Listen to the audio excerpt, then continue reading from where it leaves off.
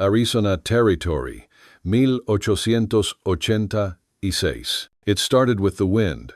It always does out here. The kind that scrapes your teeth when you breathe, carries the taste of rust and thunder. I'd been walking the north fence since dawn, fixing what winter and men had broken barbs torn by elk, wire cut by hands that didn't know or didn't care where my land ended. A hammer in one hand, a sack of staples in the other, just another day keeping the world from falling apart an inch at a time. Then I saw something that didn't belong. At first, it was just motion in the corner of my eye, something dark swinging between the trees, too heavy for wind, too human for an animal. I stopped. The hammer went quiet in my hand. Even the fence seemed to hold its breath. A body hung from a pine limb, feet tied, arms yanked behind, head down. Skin the color of the copper hills, hair black, and long enough to brush the dirt with every sway. The rope at her throat was the kind men use when they want death to take its time. I dropped the sack. My boots sank in needles as I moved closer. Every step made the world smaller until there was nothing but her gasping short, ragged, fighting, the kind of sound that makes a man remember what mercy used to mean. She was still alive, barely. Below her, down the slope, a small campfire flickered beside a man I knew better than my own shadow. Colonel Silas Blackwood, the kind of evil that wears a clean shirt and quotes scripture when it kills.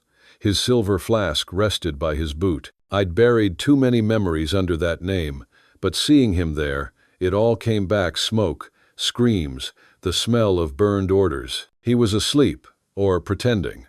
I couldn't tell. If I made noise, she'd die. If I hesitated, I'd have to watch it. So I stopped thinking. The knife slid from my belt like it knew its own purpose. I went for the rope. Pitch and blood had slicked it tight. Her body twisted weakly as I worked. "Easy," I whispered, though I wasn't sure who I meant it for. The blade bit. The rope gave. We hit the ground hard, her weight soft against me, air knocked out of both of us. For a heartbeat, I thought she was gone. Then she coughed once, twice, pulling air in greedy, beautiful bursts. That's when he woke. Blackwood straightened, dusting his sleeve like a man interrupted during a sermon. "Elias Hart," he said, smooth as a judge passing sentence. "Didn't think you had any sermons left in you." "I ran out of lies first," I said, standing, Colt already drawn. He smiled. "You always were sentimental. The woman's not yours to save. She's information, a living riddle." "She's breathing," I said. "That's enough for me." He stepped closer, eyes glinting like cut glass. "Did you notice her shoulder? Someone took a piece.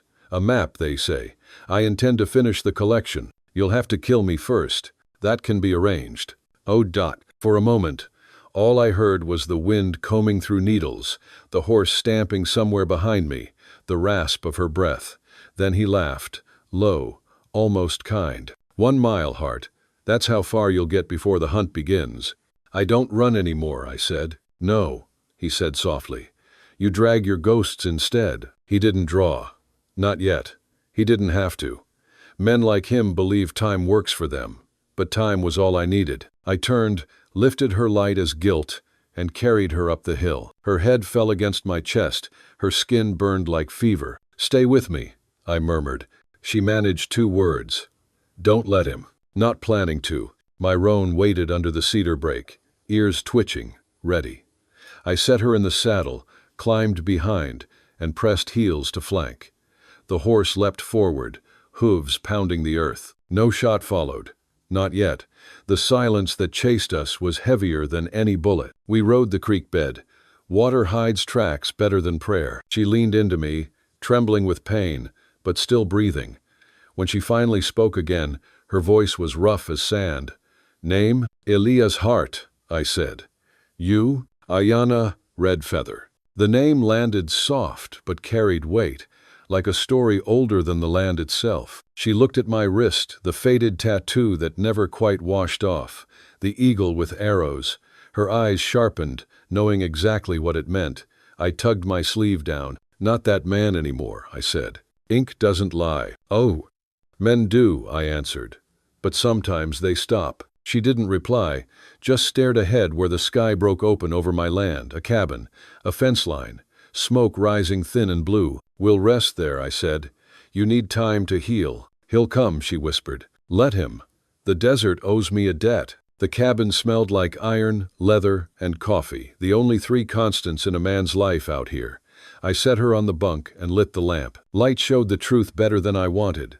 Rope burns raw and red around her wrists, the bruise circling her throat like a cruel necklace, and that scar, small, pale, surgical, cut from her shoulder as clean as coin from mint. What did he mean, a map? I asked. Her eyes stayed on the fire. It isn't land, she said softly. It's a covenant, a fire that heals. He wants to turn it into something that kills. You believe it's real. I don't need to believe. I carry it. Oh. I cleaned the wounds with carbolic and water, wrapped them with care I hadn't used in years. She didn't flinch once. When I touched the scar, she finally met my eyes. You were there, she said, at the river that burned. Her words found the place I'd buried deepest. Smoke, gunfire, the smell of wet ash, orders that came from men like Blackwood, and hands like mine that obeyed too long. That was another life, I said. It's still yours, she whispered. Maybe she was right. Maybe a man never really leaves what he's done, he just learns to build fences around it. You need rest, I said. At dawn we ride for Tallfeather's post. They'll help. She smiled faintly. Honor, she murmured. You still think it's real? Somewhere, I said, between the dust and the sky. I sat by the window as she slept, the lamplight soft on her face. Outside, the wire hummed in the wind, 3 low notes, 1 high. It sounded almost like a heartbeat trying to find rhythm again. In the distance, a thin thread of smoke rose against the stars. Blackwood wasn't chasing yet. He was waiting. The patient ones are always the worst. I looked at her alive, scarred, breathing, and knew the miles ahead would break something in both of us. But if the desert could learn to bloom again, maybe men could too. If you enjoy the story, hit that subscribe button right away. And if you don't, then just hit the like button anyway to keep more Wild West love stories coming. I brewed coffee dark as gun oil and meaner the kind a man needs when the day's already picked its fight. The cabin filled with the old scent of boiled grounds, saddle soap, and juniper smoke. Every loner knows it. She slept hard, the sort that bulldozes through pain because it must. While she drifted, I sat at the table with a stub of pencil and a scrap of brown paper, making a list like a quartermaster. Bandages, willow, bark, canned peaches, cartridges, oats, carbolic, and Ben Tallfeather's judgment, if it could be rented for an hour. When her breathing steadied, I loosened the collar from her throat and laid new cloth. She woke on a whisper, eyes finding me without panic. Most come back from a hanging wild-eyed. Hers held steady like a lantern on stone. It hurts less when I don't move, she said. That'll be our strategy, I answered. Till it ain't. She watched my hands. A man learns to be gentle if he's held dying friends and new colts. I cut away the rope burns, dabbed carbolic, bound the wrists. At the old scar she tensed but didn't pull. The cut patch had healed smooth, pale where sun never reached. Whoever did it knew how to take skin, not butcher it. That piece, I asked, you gave it to someone you trust, or buried it where even wolves won't nose? Trust, she said, and distance. Blackwood won't stop. He doesn't smell me, she said. He smells what I guard. I poured her coffee, cut it with water. She drank slow. Color came back to her face. Outside, the roan snorted at a jay. The world carried on, blind to men's dramas unless a bullet woke it. You know him, she said. I know his work, I said, and the ledger he keeps where souls should be. Why leave me there? Because he thinks he's already won. Pride makes a man lazy. He wanted to see where I'd run. Where will you run? I don't, I said. I fix fence and pay tax on dirt the government drew with a ruler not meant for hills. That almost smiled in her eyes. And yet you ran me out from under him. Some chores are bigger than a fence, I said. Her gaze slid to my sleeve. I didn't cover the old ink. We sat with it between us like a third thing. Finally, I said what I'd never told a soul. I wore it young. Thought duty and obedience were the same. The day I learned the difference, the air was smoke thick enough to choke God. I tried to stop what I could. I didn't stop enough. Names? She asked. Not mine, I said.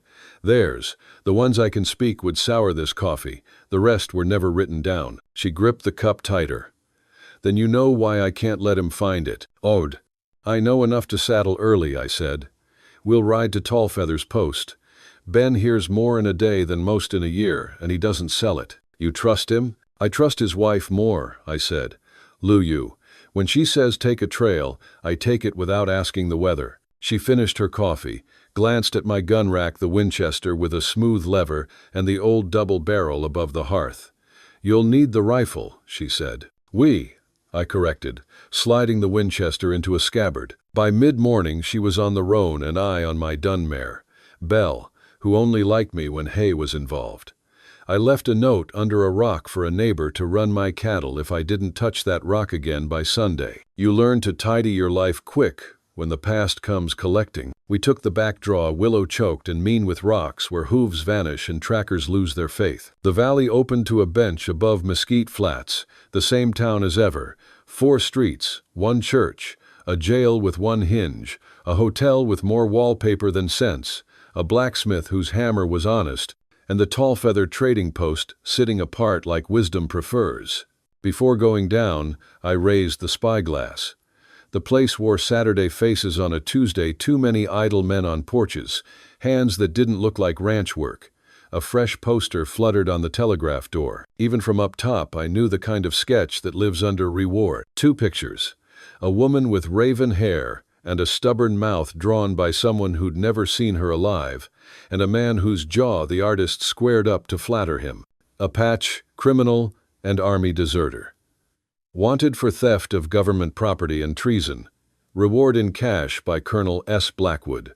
The numbers below would buy a team and a patch of land. Town's poisoned, I said. Do we turn? No, I said.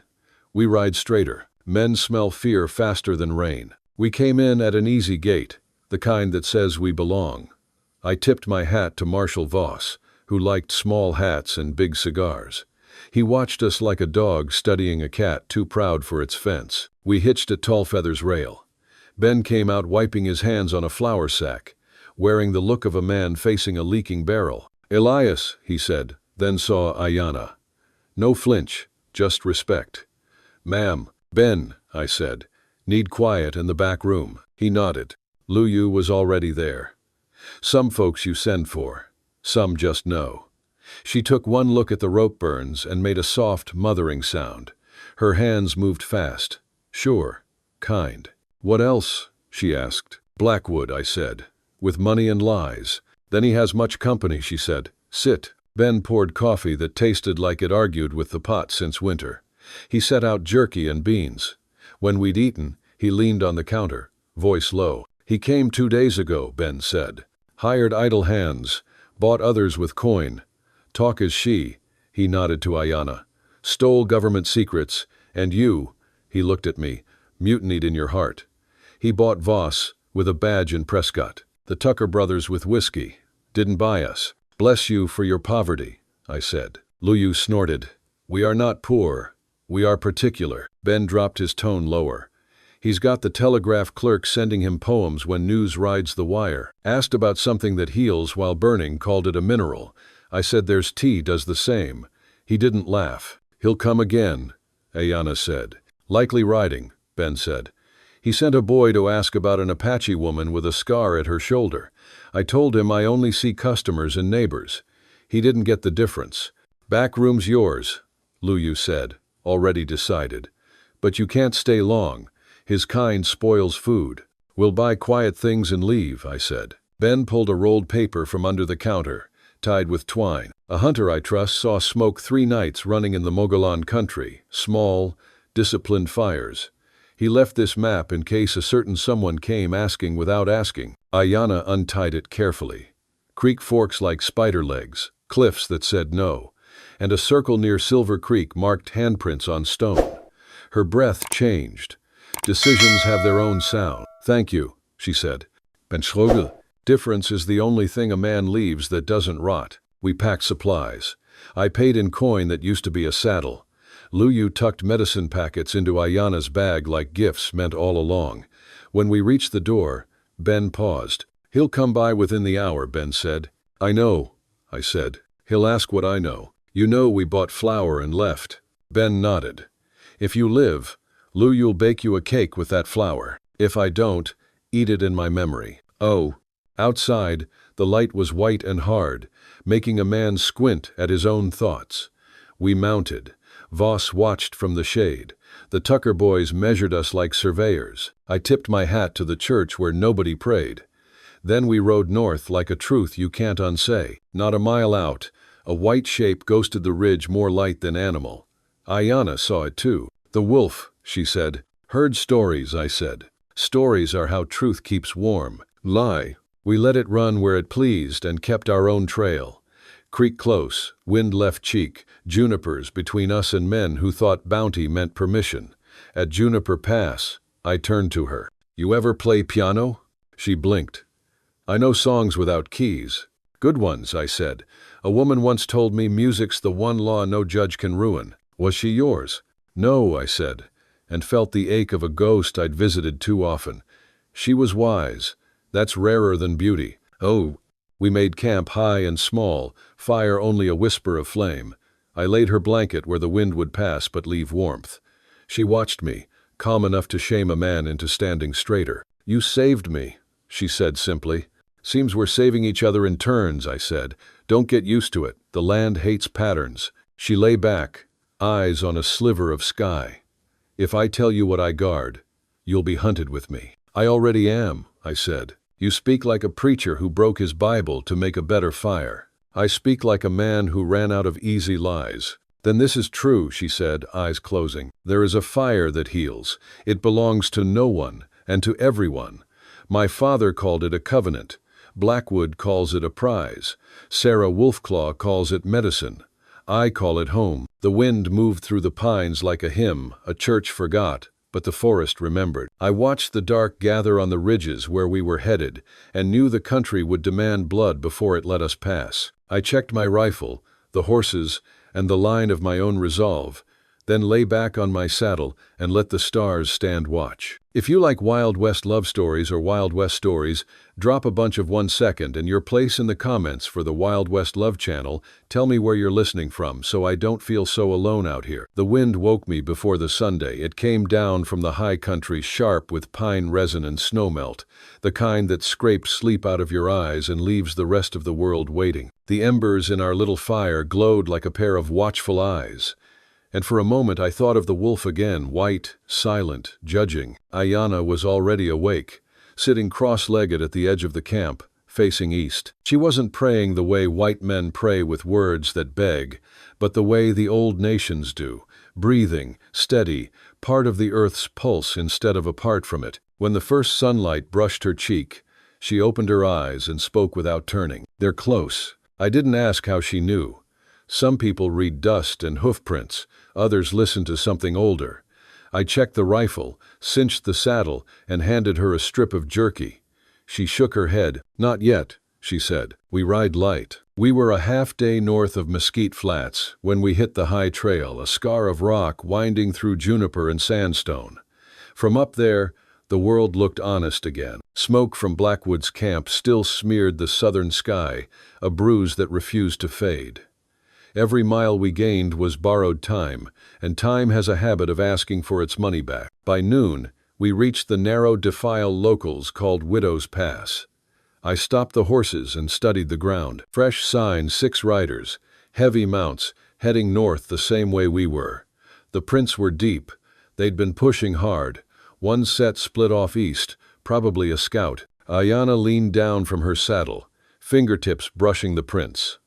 "These men don't know the land," she said. "They follow signs too clean to be true." "Meaning?" I asked. She glanced up. "Someone's leading them." It sat heavy between us, the thought of betrayal before the fight even began. I spat the taste of dust and anger from my mouth. Then we stopped leading. We turned west, climbing through broken country where the map I carried turned into lies. The horses fought the slope, hooves slipping on shale. Aiyana moved like she'd been born to it, reading the terrain the way I once read field orders. Near dusk, we found a hollow beneath an overhang of red stone. Water dripped slow from the rock face, enough to fill canteens. We dismounted, stretched stiff legs, and let the animals breathe. While I gathered dry twigs for a smokeless fire, she knelt by the water, washing the grime from her face and wrists. The scars there looked less angry now, the skin pale against the copper of her arms. I watched her reflection ripple in the pool, a woman made of fire and endurance, the sort that history forgets until it needs saving. "You've been quiet," she said without looking up. "Words cost," I answered, "then spend one truth." I thought a long while before saying it. "I don't know if redemption's a place you reach or just the road you die on." She smiled faintly. "Maybe both."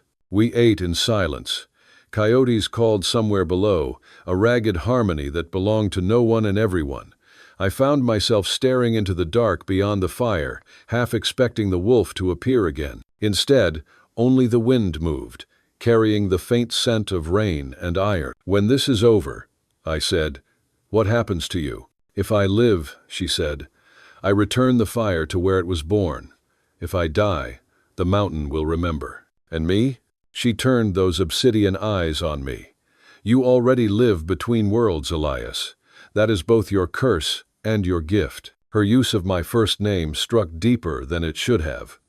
We let the night settle between us like a truce neither of us trusted but both needed. I slept with one hand on the Winchester and dreams full of smoke and piano music. Morning broke with thunder still too far to hear. Clouds piled over the eastern ridges, gray as gunmetal. We packed fast and rode north toward Silver Creek. The trail narrowed, forcing us single file. Around midday, I caught movement ahead, a figure on foot waving a white cloth. Reflex had me draw the rifle, but Aiyana's hand touched my arm. "Wait," she said. "I know that sign. That's..." The man stepped into view, young, lean, hair-braided Apache style, but clothes half white, half native. He raised both hands. "I come from Sarah Wolfclaw," he called. "You are expected." Aiyana stiffened, shock flickering across her face. "Sarah lives?" The man nodded. "And she waits for the daughter of rising Sunday." It took a breath for the words to sink in. Then she urged her horse forward, emotion tightening her voice. "Take us to her." "Oh." We followed him through twisting canyons where the air smelled of sage and hidden rain. The path grew steeper until we emerged on a plateau veiled by mist. Below lay a camp of lodges and smoke spirals, quiet but alive. Children played near fires. Women ground corn. Men watched us with suspicion that hadn't yet hardened into hate. At the center stood an old woman with silver hair and eyes that saw through everything. Sarah Wolfclaw. She greeted Aiyana in the old tongue, arms outstretched. The two women touched foreheads past meeting future. In a moment, the wind itself held still to witness. I dismounted, feeling like a ghost among the living. Sarah's gaze turned to me, sharp as flint. "You are the soldier," she said, her English crisp. "The one who carries guilt like a shield." "Yes, ma'am," I said. "It's heavy, but it fits." She studied me a heartbeat longer, then nodded once. Perhaps the spirits still find use for broken tools. The words stung more truth than insult. Behind her, the people began to stir, preparing food, tending fires, whispering the news. Aiyana spoke softly with Sarah, the two of them trading stories in a language that sounded like the earth breathing. I stood apart, hat in hand, watching smoke rise into the storm clouds. Somewhere beyond those clouds rode Blackwood, closing the distance between damnation and duty. I didn't know yet which side of that line I'd die on, only that it would be soon. Night dropped fast in Sarah Wolfclaw's camp. Fires bloomed like little hearts across the plateau, and the smell of juniper smoke and venison stew stitched the air together. The old woman sat near the biggest fire, cross-legged, her face half-lit and all shadow. She motioned for me to sit. I obeyed because the kind of authority she carried didn't come from soldiers or guns, it came from the earth itself. "You've come far to circle the same wound," she said, stirring the pot without looking at me. "I came to make it stop bleeding," I said. She nodded slowly.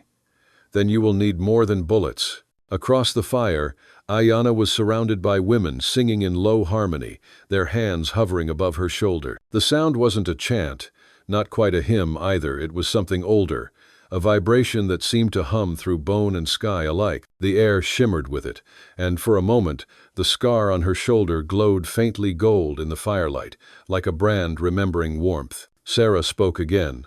"You see the mark? It is a key, not a curse. Blackwood took a piece, but he cannot read what is not drawn for him. The sacred fire hides where greed cannot breathe. And this fire, it's real?" I asked. "Something a man can touch?" She gave me a long look that went through my skin and right into whatever's left of a man's truth. Everything real begins as something you cannot touch. The stew bubbled. I took the offered bowl and ate in silence. Every mouthful tasted of ash and comfort both. Around us, people talked quietly, the way families do when they've seen too much to waste words. Aiyana laughed once soft, unguarded, and it was the first sound that didn't belong to sorrow since I'd met her. Later, when the fires burned low, she came to where I sat cleaning my rifle. "She says you can be trusted," Aiyana said, "that you've already paid most of your debts." "I'd like to believe that," I said, running an oiled rag down the barrel. "She also says you will stay." I looked up. "To what end?" "To face him," she said. "He follows. The scouts saw his men at the lower pass by sundown. Maybe 30, maybe more." I set the rifle aside. "Then the end's coming whether I stay or not." She knelt opposite me, firelight flickering across her eyes. "Why help us, Elias? You could ride south, vanish, start over." "I've started over too many times," I said. "Maybe this is where it stops." She studied me a moment longer, then nodded. "Then we make ready." By dawn, the camp was a different creature, quiet, focused, efficient. Men sharpened blades and stacked stones for cover. Women packed medicine bundles and hid children among the rocks higher up. Sarah moved through them like a conductor, her cane tapping time. She gave orders nobody argued with. Aiyana stood on a ridge, scanning the canyon mouth where the trail wound upward. I joined her. Below, the desert stretched endless and pale.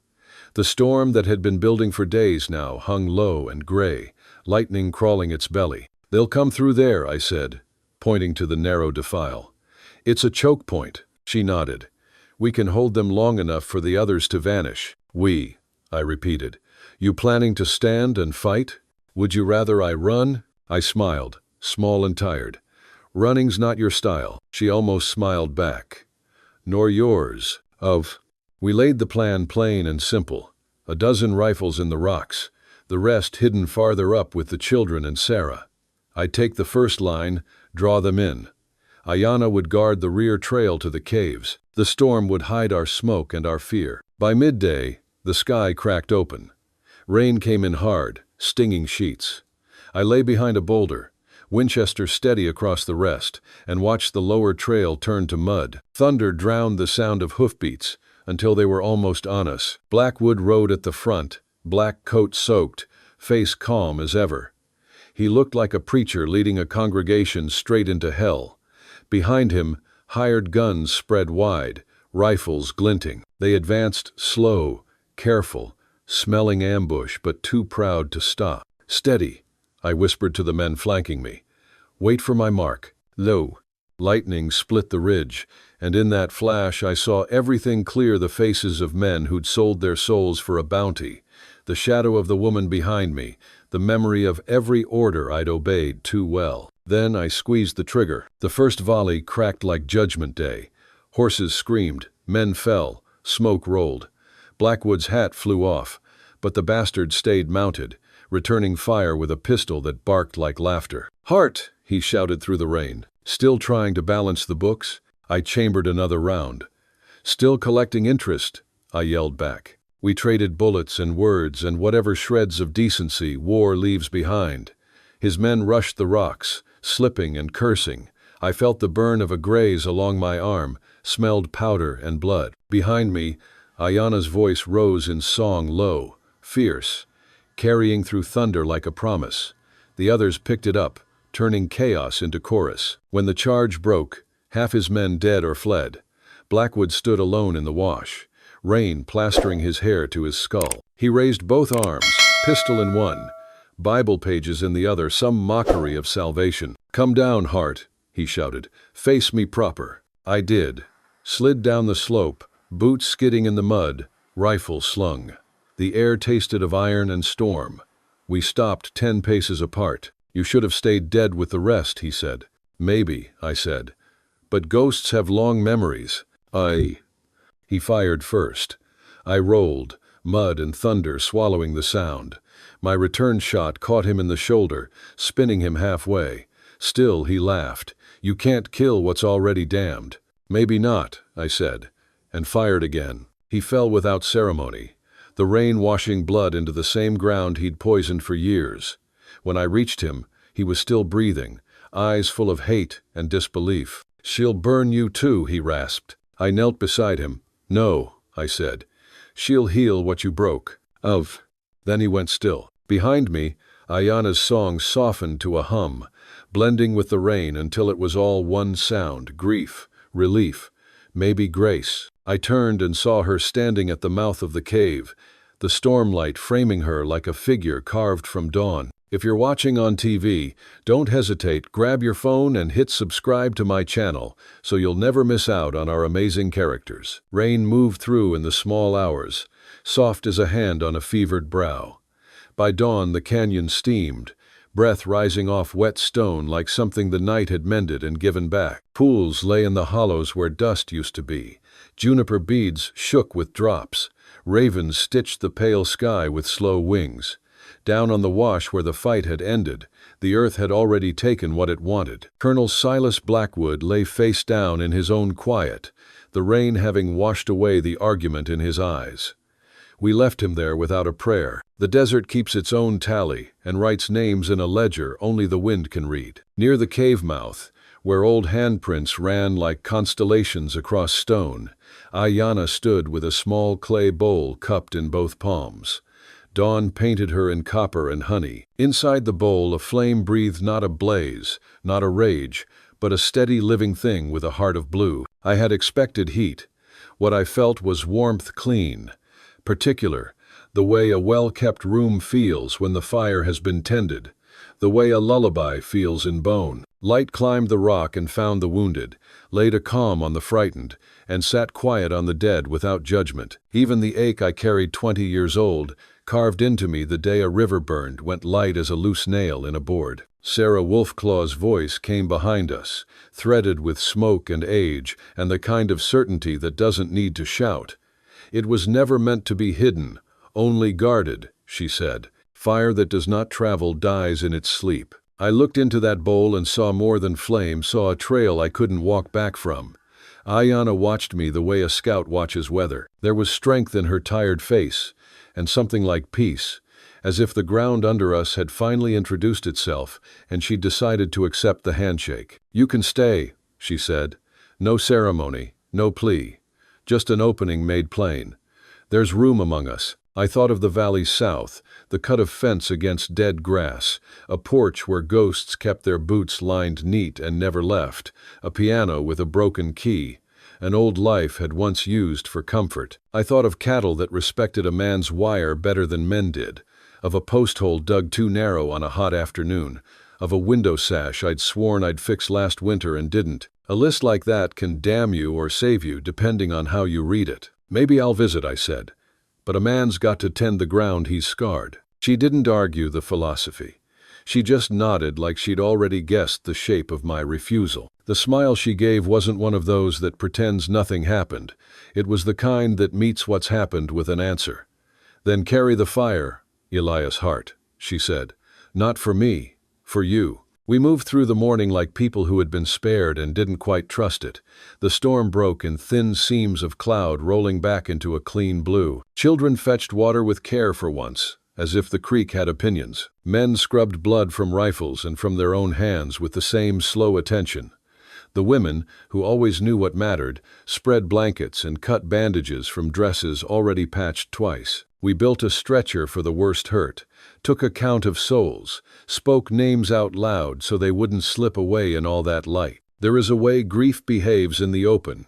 It gets larger and somehow lighter, like smoke. When the sun had climbed enough to warm the cave's lip, Sarah called for quiet. She spoke in Apache first, words rolling soft and certain, then in English for me, because mercy sometimes wears translation.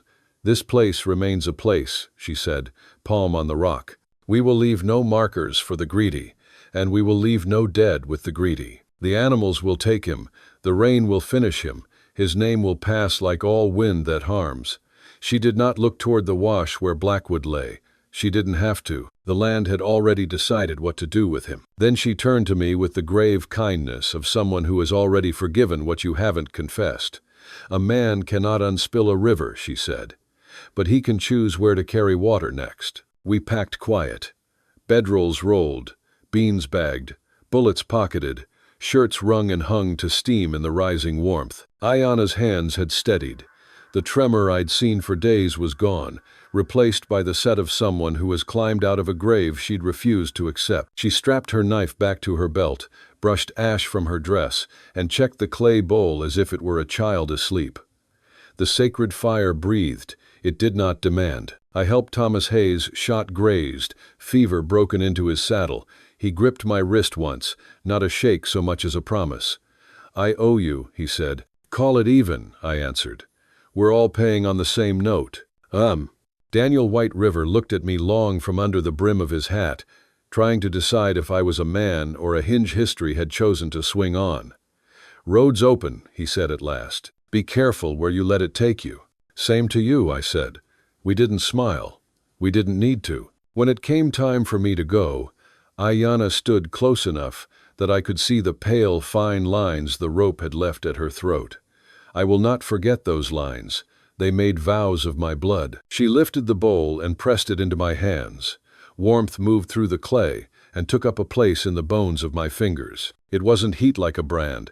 It was the weight of a thing alive that meant no harm and had no fear of being harmed. "Keep it covered from the wind," she said, setting a flat stone lid across the rim, leaving just enough space for the breath of it.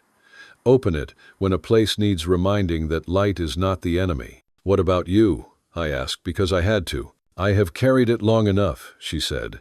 "Now I will carry other things, names, songs, the laugh of my people when our children return."